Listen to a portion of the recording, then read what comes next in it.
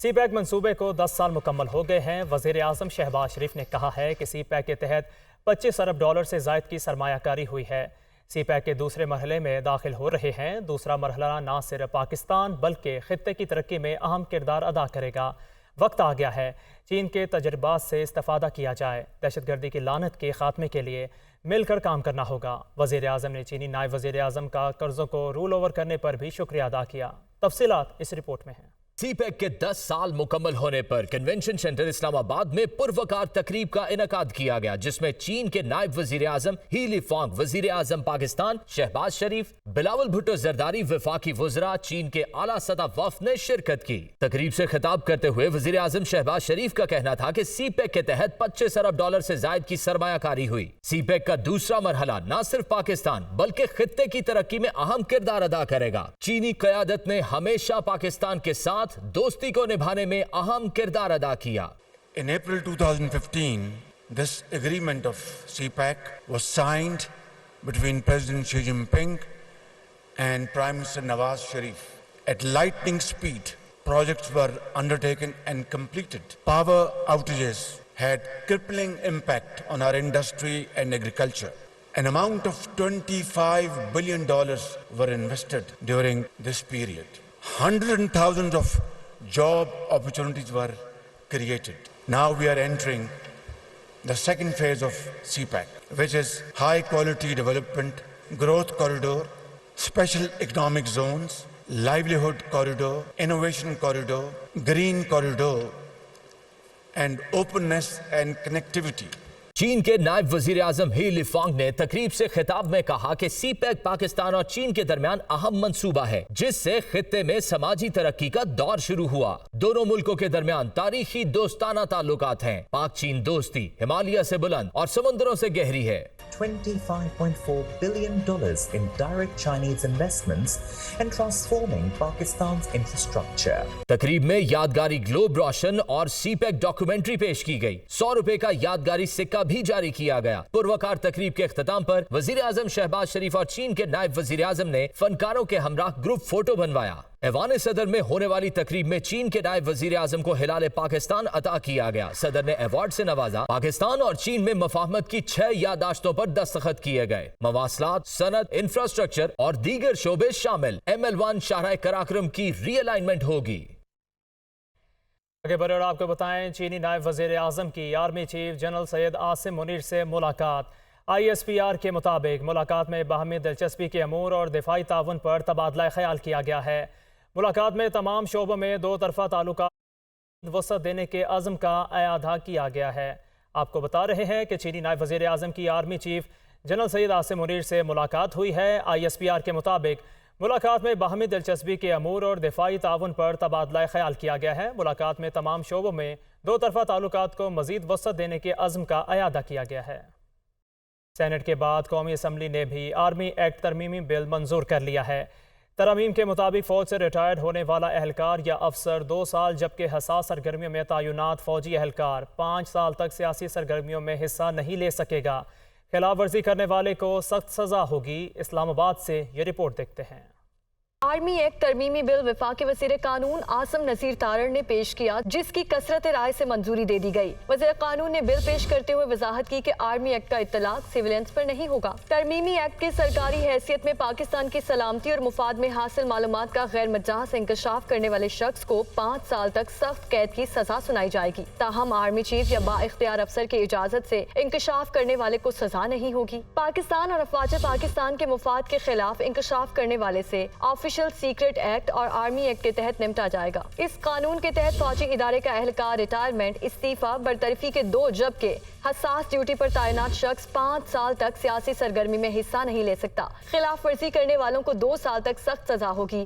Army act کے تحت شخص اگر فوج کو بدنام کرے یا اس کے خلاف نفرت انگیزی پھیلائے، اسے 2 سال تک قید اور جرمانہ ہوگا۔ اسلام آباد میں اتحادی جماعتوں کا مشاورتی اجلاس، قومی اسمبلی کی تحلیل اور نگران سیٹ اپ کی تشکیل پر مشاورت ہوئی ہے۔ چھوٹی اتحادی جماعتوں سے نگران وزیر اعظم کے لیے 2 روز میں نام بھی طلب کر لیے گئے ہیں۔ اسلام آباد سے رپورٹ ہے۔ ملکی سیاست میں تیزی، نگران سیٹ اپ کی تشکیل کے لیے حکومتی اتحادیوں کا مشاورتی اجلاس پارلیمنٹ ہاؤس کے اسپیکر چیمبر میں ہوا۔ इजलास में पीपल्स पार्टी, नून लीग, जमहूरी वतन पार्टी, बलोचिस्तान अवामी पार्टी और काफ लीग के रहनुमाओं ने शिरकत की। इजलास में कौमी असम्बली की तहलील और निगरान सेटअप की तश्कील पर मुशावरत की गई। इत्तेहादियों ने निगरान सेटअप की तश्कील के लिए मुशावरत जारी रखने पर इत्तफाक किया और मुशावरती इजलास दोबारा बुलाने का फैसला किया। इजलास के दौरान छोटी इत्तेहादी जमातों से निगरान वजीर आजम के लिए नाम 2 रोज में तलब कर लिए गए। इत्तेहादी जमातों का मुशावरती इजलास रवां हफ्ते दोबारा होगा। वज़रा, मुशीरान और मुआवनीन ख़ुसूसी के सूबे के सियासी अमूर में मुदाखलत, इलेक्शन कमीशन का नोटिस।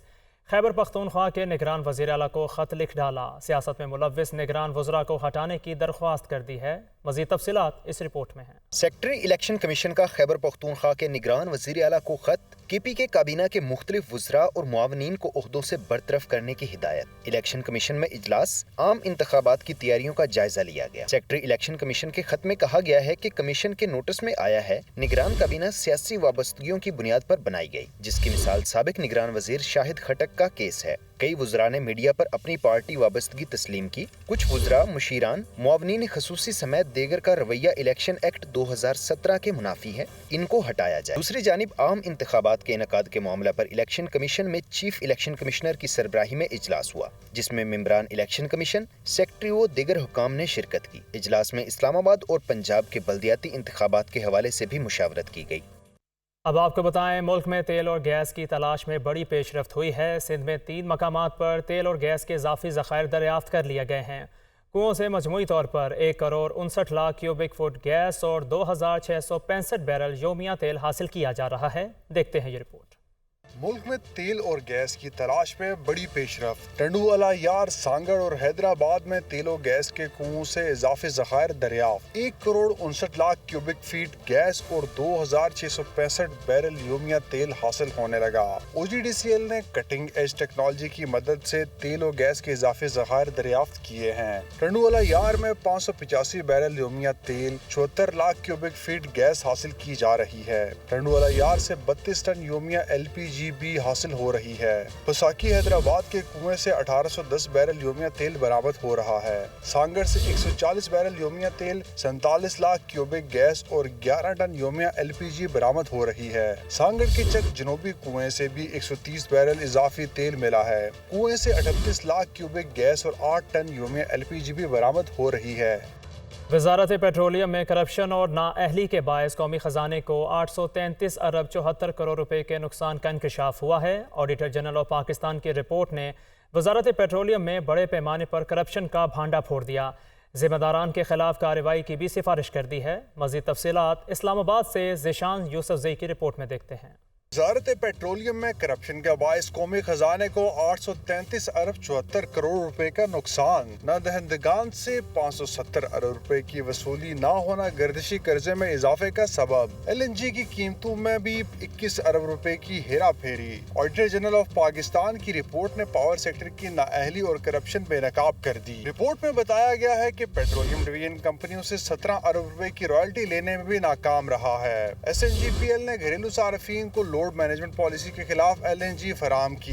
इस तरह 16 अरब रुपए का गैर कानूनी इस्तेमाल किया। ऑडिटर जनरल के मुताबिक गैस कंपनी तरक्याती स्कीमें मुकम्मल करने में भी नाकाम रही हैं। तरक्याती स्कीमें मुकम्मल न होने से 15 अरब रुपए का नुकसान हुआ। SNGPL ने कंपनियों को 10 अरब रुपए की गैर कानूनी सब्सिडी से नवाजा, जबकि GHPL ने 1 अरब 36 करोड़ रुपए सरकारी खजाने में जमा नहीं कराए। OGDCL 65 करोड़ 46 लाख रुपए का रिकॉर्ड फराहम करने में भी नाकाम रही। ऑडिटर जनरल ने जिम्मेदारान के खिलाफ कार्रवाई की सिफारिश भी की है। बिजली के बाद LPG की कीमतों में भी होशरुबा इजाफा कर दिया गया है। घरेलू सिलेंडर 281 रुपये 51 पैसे महंगा हो चुका है। LPG की कीमतों में होशरुबा इजाफा कर दिया गया। फी किलोग्राम LPG की कीमत 23 रुपये 86 पैसे बढ़ा दी गई है। इजाफे के बाद फी किलोग्राम LPG की कीमत 201 रुपये 15 पैसे मुकर्रर हो गई है। इस तरह 11.8 किलोग्राम के घरेलू सिलेंडर की नई कीमत 2373 रुपये 64 पैसे हो गई। वाज़ेह रहे कि जुलाई में LPG के 11.8 किलोग्राम के घरेलू सिलेंडर की कीमत 2092 रुपये 13 पैसे थी। 6 माह बाद महंगाई की रफ्तार 20% से भी नीचे आ जाएगी। इस उम्मीद पर स्टेट बैंक के गवर्नर जमील अहमद ने शरह सूद को 22% बरकरार रखते हुए मॉनेटरी पॉलिसी का ऐलान कर दिया है। कराची से रिपोर्ट देखते हैं।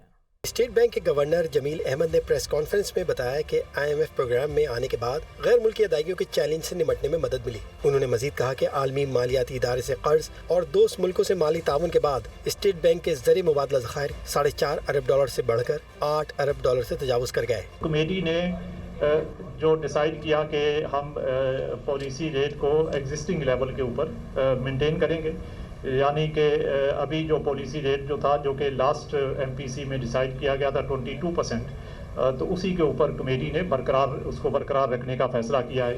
انہوں نے مزید کہا کہ مہنگائی 38% کی بلند ترین سطح سے 29% کے قریب آ چکی ہے اور رواں مالی سال طلب میں کمی کو دیکھتے ہوئے مہنگائی کی رفتار 20% سے نیچے آنے کی امید ہے۔ مانیٹری پالیسی کے مطابق رواں مالی سال ترقی کی شرح 3%، جبکہ رواں کھاتوں کا خسارہ مجموعی پیداوار کے 1.5% تک رہنے کی امید ہے۔ اسٹیٹ بینک آف پاکستان نے آئندہ 2 ماہ کے لیے مانیٹری پالیسی کا اعلان کرتے ہوئے شرح سود کو 22% پر برقرار رکھا ہے۔ اسٹیٹ بینک آف پاکستان نے 27 جون 2023 کو یہ شرح 21% سے بڑھا کر 22% کی تھی۔ یوں تو اس وقت دنیا بھر میں شرح سود میں اضافے کا رجحان دیکھا جا رہا ہے، مگر پاکستان میں مرکزی بینک کی جانب سے مقرر شرح سود اس وقت خطے میں موجود تمام ممالک سے زیادہ ہے۔ اس وقت خطے میں موجود ممالک اور دنیا کی معیشتوں میں مرکزی بینک کی جانب سے کیا شرح سود مقرر کی گئی ہے، نظر ڈالتے ہیں اس رپورٹ میں۔ پاکستان میں جاری معاشی بحران اور اشیاء خورنوش کی قیمتوں میں ہوشربا اضافہ عام آدمی کی زندگی کو بری طرح متاثر کرتا ہے۔ ایسے میں حکومت کی جانب سے بلند شرح سود مسلسل موضوع بحث بنا ہوا ہے۔ اگر دنیا بھر کے ممالک کی شرح سود کا موازنہ کریں تو ایشیائی ممالک میں یہ شرح زیادہ ہے۔ خطے میں موجود ممالک کے مقابلے میں پاکستان میں اس وقت شرح سود سب سے زیادہ 22% ہے۔ سری لنکا میں شرح سود 11%، بھارت میں 6.5%، جبکہ بنگلہ دیش میں 6% ہے۔ چین میں یہ شرح سود 3.55% اور ایران میں 18% ہے۔ اگر نظر ڈالی جائے دنیا کی بہترین معیشتوں کو تو اس وقت امریکہ میں شرح سود 5.5%، برطانیہ میں 5%، روس میں 8.5%، کینیڈا میں 5%، آسٹریلیا میں 4.10%، فرانس میں شرح سود 4.25% ہے۔ اگر خلیجی ممالک میں شرح سود کا موازنہ کرے تو سعودی عرب میں اس وقت شرح سود 6%، قطر میں 6.25%، کویت میں 4.25% اور متحدہ عرب امارات میں اس وقت شرح سود 5.40% ہے۔ اب جائزہ لیتے ہیں کہ دنیا میں کون کون سے ممالک ہیں جہاں شرح سود سب سے کم ہے، تو اس میں سر فہرست جاپان کا نام آتا ہے جہاں اس وقت شرح سود -0.1%، سوئٹزرلینڈ میں شرح سود 1.75%، ناروے میں 3.75%، کوریا میں 3.50%، ملیشیا میں 3% ہے۔ شرح سود زیادہ ہونے سے ملکی معیشت پر منفی اثر پڑتا ہے۔ اندرونی اور بیرونی قرضوں میں ہوشربا اضافہ ہوتا ہے جس سے معیشت مزید دباؤ کا شکار ہو جاتی ہے۔ کچھ بات کر لیتے ہیں میٹرک کے سالانہ امتحانات کے نتائج کے حوالے سے، تو لاہور سمیت پنجاب بھر کے تعلیمی بورڈز نے میٹرک کے سالانہ امتحانات کے نتائج کا اعلان کر دیا ہے۔ لاہور بورڈ میں کامیابی کا تناسب 74.57% رہا۔ پہلی تینوں پوزیشنیں پرائیویٹ امیدوار لے گئے۔ عاطف پرویز کی رپورٹ دیکھتے ہیں۔ میٹرک کے سالانہ امتحانات کے نتائج کا اعلان لاہور سمیت پنجاب کے تمام تعلیمی بورڈز نے نتائج سنا دیے۔ اسپیشل سیکرٹری ہائر ایجوکیشن آغا علی عباس کے چیئرمین لاہور بورڈ مرزا حبیب کے ساتھ پریس کانفرنس۔ لاہور بورڈ میں کامیابی کا تناسب 74.57% رہا۔ 9 بورڈ میں سے لاہور کا 5واں نمبر رہا۔ ڈی جی خان میں سب سے زیادہ کامیابی کا تناسب 86.37% رہا۔ لڑکیوں کی کامیابی کا تناسب لڑکوں سے بہتر رہا۔ پنجاب بھر میں 84% سے زیادہ لڑکیاں پاس ہوئیں، 76% لڑکے کامیاب ہوئے۔ اس میں جو ہائیسٹ سکسیس ریٹ ہے وہ ڈی جی خان بورڈ کا ہے، اور دیگر بورڈز بھی بھاولپور 82% پہ، ڈی جی خان 86 پہ، فیصل آباد 81 پہ، گجرانوالہ 80 پہ، لاہور 74 پہ، ملتان 85 پہ، راولپنڈی 77 پہ، سائیوال 78 اور سرگودا 82 پہ۔ لاہور بورڈ میں پہلی تینوں پوزیشنز پرائیویٹ امیدواروں نے سمیٹیں۔ طوبہ اعظم نے سب سے زیادہ 1091 نمبر لے کر پہلی پوزیشن حاصل کی۔ محمد عبداللہ 1090 نمبروں کے ساتھ دوسرے نمبر پر رہے۔ ہادیہ نور 1099 نمبروں کے ساتھ تیسرے نمبر پر رہیں۔ 17.47% بچوں نے لاہور بورڈ میں A+ گریڈ حاصل کیا ہے، 15.47% بچوں نے A گریڈ حاصل کیا ہے، 21.46 بچوں نے B گریڈ حاصل کیا ہے، اور 24.73% بچوں نے C گریڈ حاصل کیا ہے۔ لاہور بورڈ کے زیر اہتمام امتحانات میں 2,30,915 امیدوار شریک ہوئے، جن میں سے 1,72,204 امیدوار کامیاب ہوئے۔ कारोबारी हफ्ते के पहले रोज डॉलर की कदर में इजाफा। इंटरबैंक में डॉलर 19 पैसे महंगा होकर 286 रुपये 64 पैसे का हो गया है। ओपन मार्केट में डॉलर 1 रुपये इजाफे से 292 रुपये का हो गया, जबकि दूसरी जानिब स्टॉक मार्केट 2 साल में पहली बार 100 इंडेक्स 957 पॉइंट्स इजाफे से 48,000 की सतह अबूर कर गया है। स्टॉक मार्केट में ट्रेडिंग का आगाज तेजी से हुआ और 100 इंडेक्स 1050 पॉइंट्स तक बढ़कर 24 माह बाद 48,000 की सतह अबूर कर गया। तज्जियाकारों का कहना है कि मार्केट में इजाफा मुस्बत मुआशी खबरों की वजह से हुआ। मेन वजूहत आप देख सकते हैं, जो ग्रीन फील्ड का जो एग्रीमेंट हुआ है पाकिस्तान और जो OGDC PSO और जो फॉरेन कंट्रोलिज्म के दरमियान जो एग्रीमेंट हुआ, इसका जो आप इफेक्ट देख रहे हैं, जिससे तकरीबन 10 अरब डॉलर की तकरीबन सरमायाकारी होगी और पाकिस्तान में डॉलर का इनफ्लो बढ़ेगा। इसके साथ साथ आप देख सकते हैं कि जो चीनी वज़ीर आज़म है, नायब चीनी वज़ीर आज़म, उनका दौरा है पाकिस्तान में, तो एक्सपेक्टेड ये किया जा रहा है कि उनसे भी कोई अच्छी जो है प्रोग्रेस आ सकती है। ट्रेडिंग के इख्तिताम पर 100 इंडेक्स 957 पॉइंट्स इजाफे से 48,034 पॉइंट्स पर बंद हुआ। तज्जियाकारों का कहना है कि मार्केट में इजाफे की अभी बहुत गुंजाइश मौजूद है। आने वाले दिनों में चीज़ें हैं बेहतरी की तरफ जाएंगी, इलेक्शन की डेट आ जाएगी तो वो भी एक ट्रिगर करेगी मार्केट में, और सबसे बड़ी चीज़ है GCC का जो फंड आएगा वो भी उसकी वजह से भी मार्केट ट्रिगर करेगी। और माइनिंग से रिलेटेड भी न्यूज़ है कि वो भी एक कॉन्फ्रेंस है 1 अगस्त को, तो उसमें भी काफ़ी लोग आ रहे हैं। ओपन मार्केट में डॉलर 1 रुपये इजाफे से 292 रुपये का हो गया। दूसरी जानिब आलमी सतह पर सोने की कीमत में $16 फी औंस कमी हुई, जिसकी वजह से मकामी मार्केट में गोल्ड 2,500 रुपये कमी से 2,22,200 रुपये का हो गया।